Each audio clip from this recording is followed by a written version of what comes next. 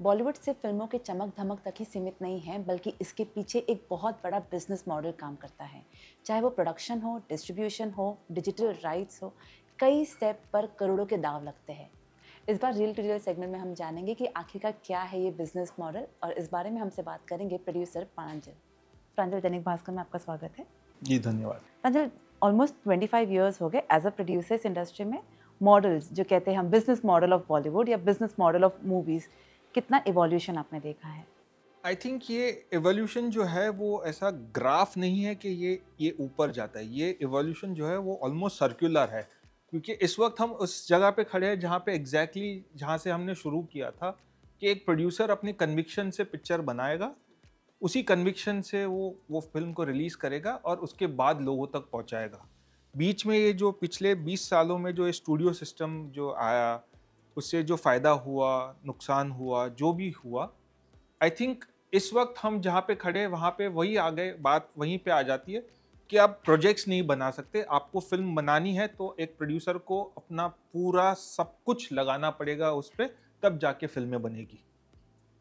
तो वो जो मॉडल है कि आपने फिल्म का पहला फ्रेम शूट करने से पहले सब कुछ बेच दिया, अपना प्रॉफिट बना लिया, आई थिंक वो वाली चीज़ अब हम नहीं देख रहे। थोड़ा अगर बता सकते हैं कि पहले कैसा था ये जो फिल्म बनाने से जैसे पहले सब कुछ बेचते हम जानते हैं कि 80s 90s के जो प्रोड्यूसर होते थे वो अपना सब कुछ लगाकर मोटे ब्याज दर पे पैसा लेकर पिक्चरें बनाते थे। वो अपने ज़मीन जायदाद ब्याज लगा अपना गिरवी रख देते थे, तब जाके पिक्चरें बनती थी। पर 2000 से जब स्टूडियो सिस्टम आई तो काफ़ी सहूलियतें आई। एक ऑर्गेनाइज सेक्टर बना फिल्म मेकिंग, कॉरपोरेट पैसा आना शुरू हुआ, चीज़ें बदली, एक फंक्शनिंग जो है स्टाइल चेंज हुआ, काफ़ी फ़ायदे हुए उसके, कि जिसके चलते प्रोड्यूसर सिर्फ मेकिंग पे फोकस कर सकता था और बाकी सारी चीज़ें जो थी वो स्टूडियो कर लेता था। एक सॉलिड पार्टनरशिप फॉर्म हुई। उसी के चलते काफ़ी इंडियन प्रोड्यूसर्स जो पहले इतने ज़्यादा रिस्क लेकर फिल्में बनाते थे, वो रिस्क जो है वो मिटिगेट हो गया उनका। वो रिस्क जो है वो काफ़ी हद तक स्टूडियो वालों ने अपने सर पे ले लिया था। चीज़ें बनती गई। हमने जो फिनोमिनल ग्रोथ देखा हिंदी फिल्मों का, जिस तरीके से आज हम 12,000 करोड़ 14,000 करोड़ नंबर की बात कर रहे हैं साल का, जो हमारा टर्नओवर जो है, अब जाकर वापस उस पॉइंट पे हम आ गए हैं कोविड के बाद से, जहाँ पे अब हमें समझ में आ रहा है कि हम इतना ज़्यादा कंटेंट बना रहे हैं क्योंकि आज हर कोई जो है कंटेंट बना सकता है। ईजी हो गया है कंटेंट मेकिंग, क्योंकि टेक्नोलॉजी डिजिटल हो गई है। पर उसके चलते ये प्रॉब्लम हो रहा है कि कौन सा वाला कंटेंट फाइनली फंडिंग उठा पाएगा, कौन सा वाला कंटेंट फाइनली पिक्चर पूरी ख़त्म हो पाएगी, कौन सा वाला कंटेंट लोगों तक पहुंच पाएगा, कौन सा वाला कंटेंट लोगों को पसंद आएगा।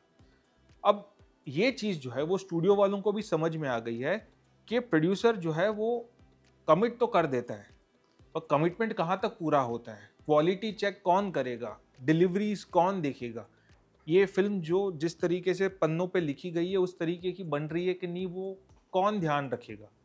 उसके चलते जो है वो स्टूडियो वालों ने अब अपना हाथ थोड़ा सा खींच लिया है।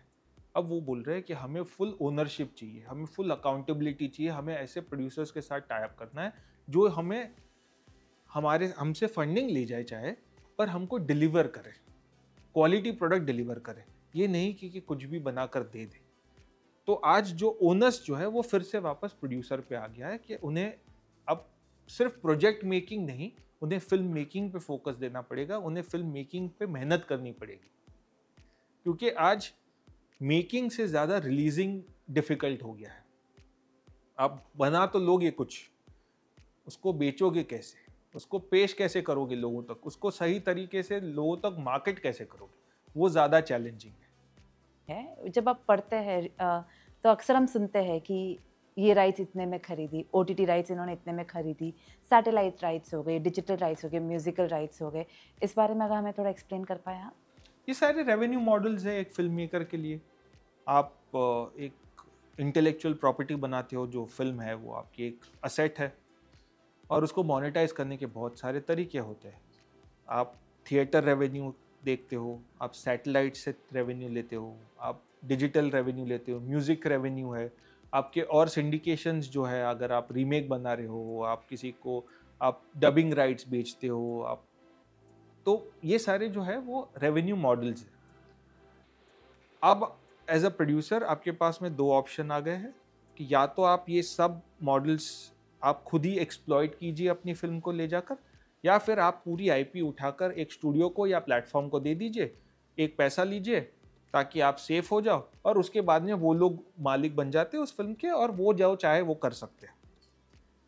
तो इन दो मॉडल्स के बीच में एज अ प्रोड्यूसर आपको डिसाइड करना है कि मुझे ये फिल्म, मैं समझो 100 रुपये की फिल्म बना रहा हूँ, तो मैं 110 में जाके मैं बेच दूँ किसी को, या मैं 100 की फिल्म पूरी अपनी मेहनत से बनाकर उसको रेडी करूँ, और फिर उसके टुकड़े टुकड़े टुकड़े अलग अलग रेवेन्यू मॉडल्स से देखकर 100 का मैं 150-200 बना सकता हूँ, या 100 का मेरा 70-60 भी हो सकता है। वो रिस्क एपेटाइट जो है वो प्रोड्यूसर पे है।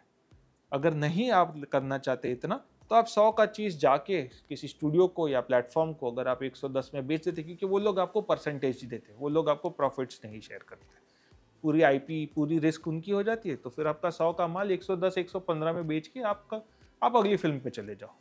एज एन इंडिविजुअल प्रोड्यूसर, जब आप अलग अलग डिपार्टमेंट्स के पास आप जाते हो, वो क्या चैलेंजेस होते हैं, उनका रिस्पॉन्स किस तरह से रहता है, और किस बेस पे वो लोग फिल्म या राइट्स खरीदने के लिए तैयार होते हैं? तो एज एन इंडिपेंडेंट प्रोड्यूसर सबसे पहला चैलेंज तो आपका ये है कि क्या आप कहानी बेच रहे हो या स्टार्स बेच रहे हो। यदि आपके पास स्टार्स है तो चीज़ें थोड़ी सी आसान हो जाती है, और अगर नहीं है, अगर आप कहानी बेच रहे हो, तो आपको लोगों को भरोसा दिलाना है कि किस कहानी में दम है, ये कहानी अच्छे से बन सकती है, और ये कहानी क्यों वर्क करेगी as a film, commercially also, not just creatively but commercially also, क्योंकि at the end of the day सारे जिन्होंने पैसा लगाना है उनको उनके रिटर्न्स चाहिए, for everyone that's the same thing.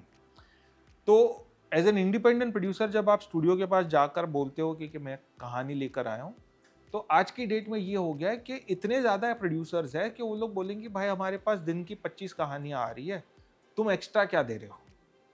तो आप एज अ प्रोड्यूसर आप कोशिश करते हो कि आप इस पर अच्छी कास्टिंग कर सको, आप अच्छी पैकेज करो इसको। ज़रूरी नहीं है कि आप ए लिस्ट एक्टर के साथ, पर आप ए लिस्ट जो आपके जो किरदार है सारे, वो सारे के सारे अच्छे कैरेक्टर एक्टर्स को लेकर अगर आप इसकी पैकेजिंग करते हो, अगर आप इसमें कास्टिंग करके ले जाते हो, तो स्टूडियो को इसमें एक वैल्यू एडिशन दिखता है कि आप एक सिर्फ कहानी नहीं लेकर आए हो, बट आप एक्टर्स के साथ में आए हो। उसके बाद में अगर आप उसमें थोड़ा सा और दे सकते हो उनको वैल्यू ऐड के, आप as a producer, as a reputed producer, आप आपके पास में इंफ्रास्ट्रक्चर है फिल्म ख़त्म करने का, फिल्म को पोस्ट प्रोड्यूस करके देने का, आपके पास थोड़ी सी रिस्क एपेटाइट है कि यदि अगर पिक्चर ओवर बजट हो गई या कुछ हो गया फिर भी आप संभाल लोगे, तो जो प्रोड्यूसर है वो स्टूडियोज का सबसे फेवरेट बन जाता है, क्योंकि स्टूडियो वालों के लिए वो जो इन्वेस्टमेंट है वो सेफ हो जाता है।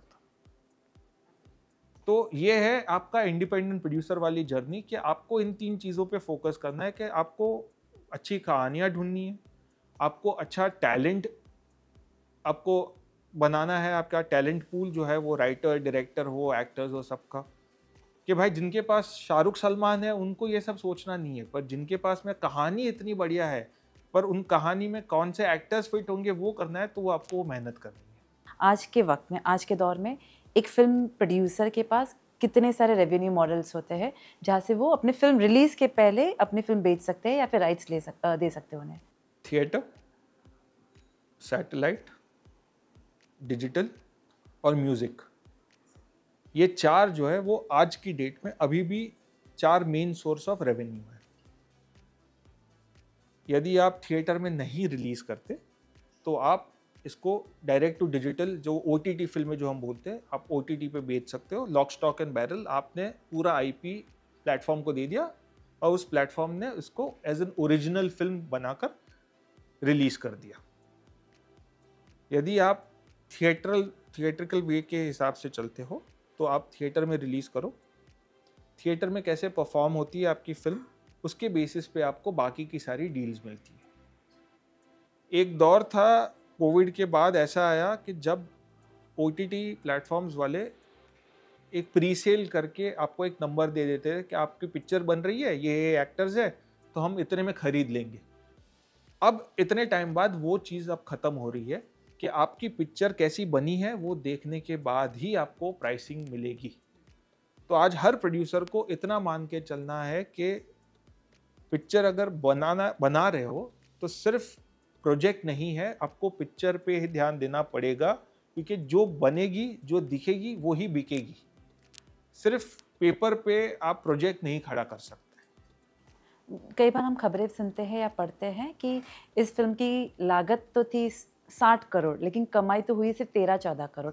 ऐसे में प्रोड्यूसर कहाँ पे गलती करता है? कहानी तो खैर अच्छी नहीं होगी, तभी लोगों ने नहीं पसंद किया, but as a business person कहाँ पे उनकी फॉल्ट हो सकती है?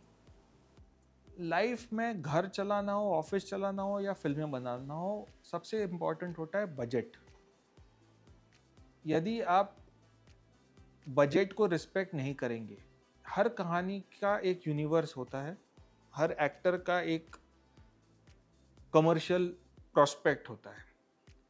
अगर आप उससे ऊपर जाकर ओवर एम्बिशियस होकर उस कहानी को अगर आप ज़्यादा पैसे लगा देते हो, अगर आप कंट्रोल नहीं कर पाते हो अपने प्रोडक्शन को, अगर आप ज़्यादा फैल जाते हो कि ये भी कर लेते, वो भी ट्राई करते, R&D आप कर लेते हैं, हम 2 गाने भी डाल देंगे, एक आइटम भी डाल देंगे, जिसकी ज़रूरत नहीं है फिल्म को, उससे फिल्म को कोई फ़ायदा नहीं हो रहा, तो वो जो एक्सपेंसेस है वो आप ओवरलोड कर रहे हो फिल्म को। जो फिल्म कायदे से 100 की बननी चाहिए, आप उसको 300 की बना रहे हो, तो वो वहीं पे गलत है। तो यही रीज़न है कि ज़्यादातर फिल्में जो है वो बजट के हिसाब से फेल होती है, कहानी बुरी नहीं होती।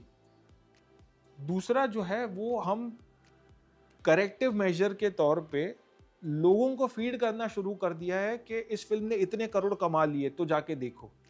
लोगों का क्या लेना देना कहीं कौन सी पिक्चर ने कितने करोड़ कमाए। हमने उनको कहानी बेचना बंद कर दिया, हम उनको ये बता रहे हैं कि इस फिल्म ने इतने करोड़ कमाए तो आपको जाके देखना चाहिए। हम वहाँ गलती कर रहे हैं, क्योंकि आज अगर कोई पिक्चर 50 की बनी है और 10-15 पे बंद हो जाती है, तो लोग इसीलिए नहीं गए वो देखने लिए क्योंकि रिव्यूअर्स ने, प्रोड्यूसर ने, खुद ने, सब ने यही बोला नहीं कि हमारी पिक्चर ने 100 करोड़ कर लिए। क्योंकि आज ऑडियंस को आदत हो गई कि 100 करोड़ की नहीं करना, 100 करोड़ नहीं हुए तो पिक्चर में शायद दम नहीं होगा, इसलिए नहीं जा रहे वो लोग। इसके चलते हम सिर्फ एक ही टाइप की पिक्चरें बना रहे हैं और एक ही टाइप की पिक्चरें थिएटर में रिलीज हो रही है, सारी जो बड़ी लार्ज स्केल एक्शन वाली फिल्में, क्योंकि वही पिक्चरें कर सकती है 100, 500, 700 करोड़।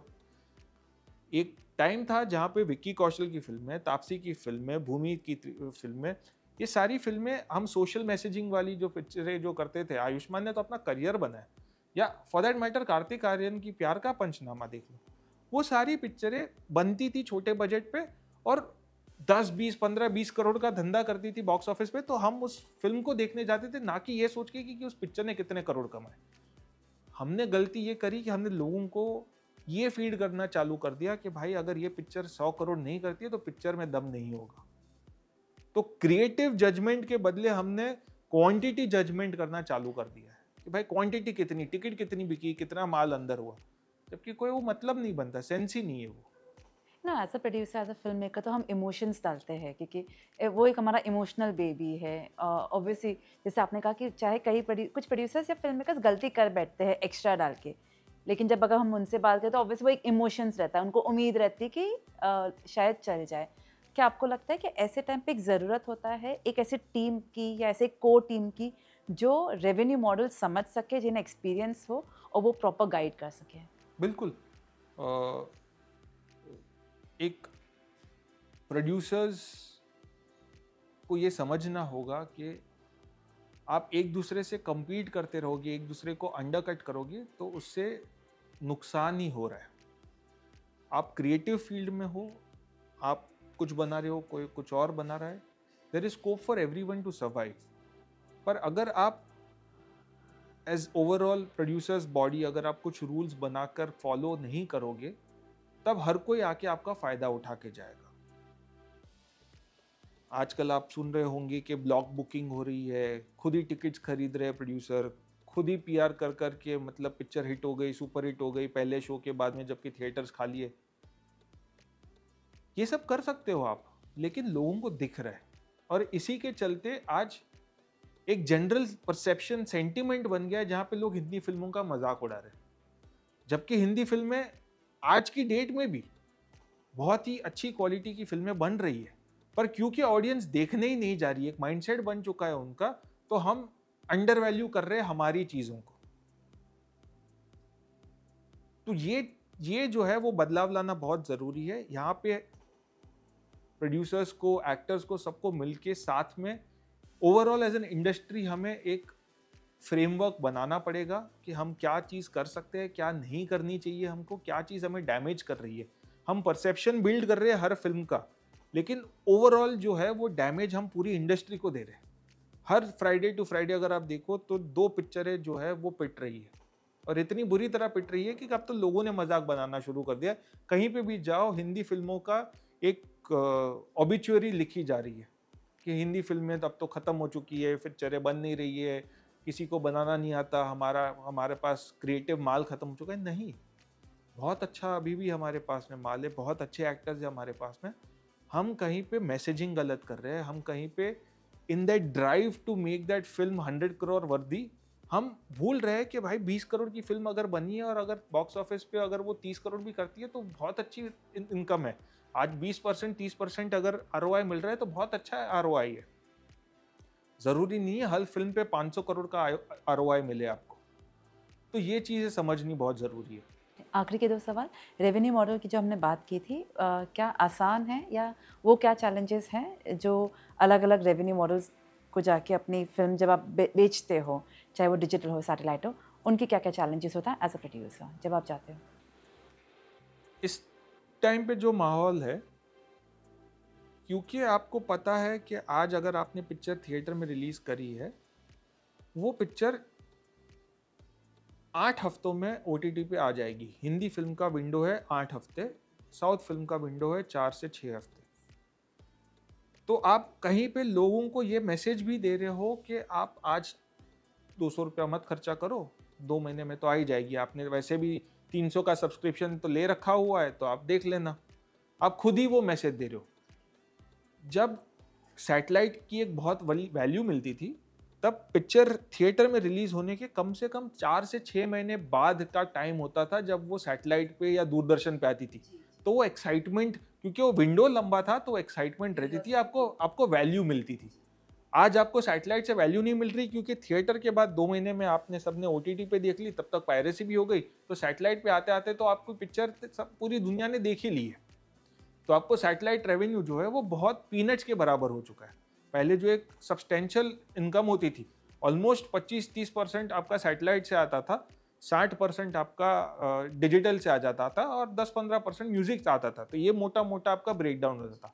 आज पूरा डिपेंडेंस जो है वो डिजिटल पे, और डिजिटल पे इस वक्त अभी उन्होंने ये स्टैंड लिया हुआ है, क्योंकि कोविड के टाइम पे उन्होंने इतना सारा कंटेंट खरीदते गए, और दे रियलाइज्ड कि भाई इसमें कुछ अच्छा है, कुछ बुरा कंटेंट है, कुछ कंटेंट हमने ओवर प्राइस्ड वैल्यूज पे लिया गया है, करेक्शन करना पड़ेगा हमें इस चीज़ पे। तो उन्होंने कर दिया है, अब इस पे पूरा इसको परफॉर्मेंस बेस्ड कर दिया है कि आपकी फिल्म थिएटर पे कितना करती है उसके बेसिस पे हम आपको प्राइस देंगे। अब जो है वो मुश्किलात ये है प्रोड्यूसर के लिए कि पूरी फिल्म आपको बनानी है, आपको रिस्क लेके उसको थिएटर में ले जाना है, और फिर आपकी रेवेन्यूज डिसाइड होगी। ओके, और म्यूजिकल राइट्स में कई लोगों का मानना है कि काफ़ी पैसा कमा भी लेते हैं अगर म्यूजिकल राइट्स अच्छा मिल जाए। अगेन म्यूजिक राइट्स, क्योंकि इट्स ऑडियो वीडियो, तो आपके एक्टर्स कौन है? अगर आपके सुपरस्टार है आपके गानों में, तो ऑब्वियसली आपको अच्छा प्राइस मिलता है। अगर आपकी कंटेंट फिल्म है जिसमें लिपसिंग गाने नहीं होते, तो उस म्यूजिक को रिपीटेशन वैल्यू नहीं होती ज़्यादा, वो सिर्फ सुनने के लिए होते, तो आपकी वैल्यू कम हो जाती है। तो वो आपको हमेशा से वो आपका एक डिलेमा रहेगा कि मैं इस फिल्म को म्यूजिक की ज़रूरत है, मैं डालूं क्योंकि मुझे म्यूजिक से रेवेन्यू मिलेगा, या मैं डालता ही नहीं हूँ क्योंकि मुझे इससे कोई रेवेन्यू नहीं आने वाला। तो as a maker you have to take that call. Last question, एक चलन अब ये भी चल रहा है कि फिल्म्स को रिलीज किया जा रहा है, and apparently lot of producers and film makers are making money. कहा जाता है, जैसे सनम तेरी कसम की अगर मैं एग्जांपल दूं आपको, तो कुछ 9 साल बाद फिल्म रिलीज़ हुई है और माना जा रहा है कि उस वक्त जितना नहीं कमाया था उससे दुगनी कमाई अब हो रही है रिलीजिंग में। क्या इसे भी एक रेवेन्यू मॉडल में जोड़ा जा सकता है? सबसे पहले तो ये मानना होगा हम सबको कि ये अच्छी बात नहीं है कि हम रिलीज कर रहे हैं। ये एक्चुअली एक चैलेंजिंग दौर है हमारे लिए कि हमारे पास कोई फ्रेश कंटेंट नहीं है कि हम पुरानी फिल्मों पे डिपेंड कर रहे हैं। पहली बात तो ये। दूसरी बात, पुरानी फिल्में रिलीज हो रही है और उनको ज़्यादा ऑडियंस मिल रहा है, क्योंकि ये जो ऑडियंस है अगर आप देखोगे, ये सारे यंग कॉलेज के बच्चे हैं। ये यंग क्राउड है जो थिएटर में जाके ये पिक्चरें एंजॉय कर रहे हैं। हमारी हिंदी फिल्मों का फोकस, क्योंकि हमारे लेजेंडरी एक्टर्स जो है वो सारे 50+ 60 टच हो रहे हैं ऑलमोस्ट, हम college romance, rom com, friendship वाली कहानियाँ बिल्कुल नहीं बना रहे। हम heavy duty action, spy films, हम सिर्फ यही कर रहे हैं। तो जो फ्राइडे फर्स्ट शो वाला जो क्राउड था, हमने वो कहीं पे लूज कर दिया है। वो लोग जो सिर्फ इंस्टाग्राम, फेसबुक, सोशल मीडिया पे जो कंटेंट कंज्यूम कर रहे हैं, यूट्यूब पे कर रहे हैं, वो लोग जा रहे हैं ये री रिलीजेस देखने। तो एज मेकर्स हमारे लिए ये, फिर से मैं कहूँगा, it's a red flag, not a green flag कि पिक्चरें री रिलीज हो रही है और बहुत कमा रही है। इट्स अ रेड फ्लैग कि हम इस जनरेशन को जो चाहिए वो दे नहीं रही है। ये हमारे लिए आई ओपनर है। हम यंग ऑडियंस को रोम कॉम्स नहीं दे रहे, कैंपस स्टोरीज नहीं दे रहे। हमारे एक्टर्स जो है वो आज 20-25 साल वाले एक्टर्स नहीं रहे, वो सारे के सारे इतने सीनियर हो चुके हैं कि वो लोग कॉलेज ड्रामा नहीं कर सकते। जैसे हमने पिक्चरें देखी थी, युवा देखी थी, हमने पिक्चर देखकर हम ऐसी पिक्चरें देखते थे जिससे हम हमारे यूथ में आगे बढ़े। देखा हमने कि भाई कॉलेज में किस तरह से पॉलिटिक्स होता है, कैसे कैंपस में रोमांस होता है। आज वो सारी चीज़ें हम दे नहीं पा रहे।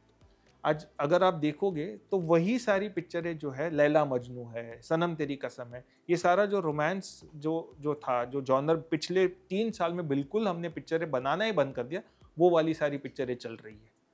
तो आई वुड से दैट ये हमारे लिए एक वेकअप कॉल है एज मेकर्स।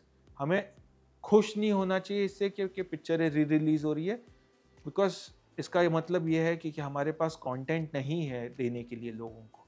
हम नया कंटेंट नहीं बना पा रहे, हम नया कंटेंट जो लोगों को चाहिए वो नहीं दे रहे, लोग हमें क्लियरली बता रहे हैं। तो कहीं पे एक बड़ा डिस्कनेक्ट है कि हम सोच रहे हैं कि हमें 500 करोड़ वाली फिल्म बनाने के लिए हमें एनिमल बनानी है, हमें पुष्पा 2 बनानी है। बनाइए, बिल्कुल बनाइए, कोई प्रॉब्लम नहीं, उसका ऑडियंस अलग है। पर हम एक 25 करोड़ वाली, 50 करोड़ वाली ऑडियंस भी छोड़ रहे हैं, हम मिस आउट कर रहे हैं पूरा। जो पैसा अब रीरन्स पे जो पिक्चरें रिलीज हो रही है वहाँ पे जा रहा है। तो हमें ये बनाते रहना पड़ेगा, हमें बनाना चाहिए। कुल मिला के कह सकते हैं कि जिसे हम कहते हैं कि कंटेंट की कमी है, इसकी वजह से हिंदी फिल्में अब नहीं कर पा रही, बट ये एक आई ओपनर भी है कि लोग रेडी है, तैयार है इस तरह के कंटेंट देखने के लिए।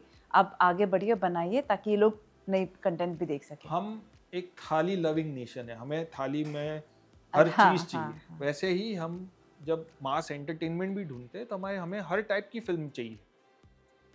फैमिली ऑडियंस को अगर लेके जाना है कहीं पे, आपको लवर्स को लेके जाना है, आपको दोस्तों को लेके जाना है, तो आपको अलग अलग जॉनर की फिल्में बनानी पड़ेगी। सारी की सारी फिल्में मार धाड़ वाली नहीं बन सकती।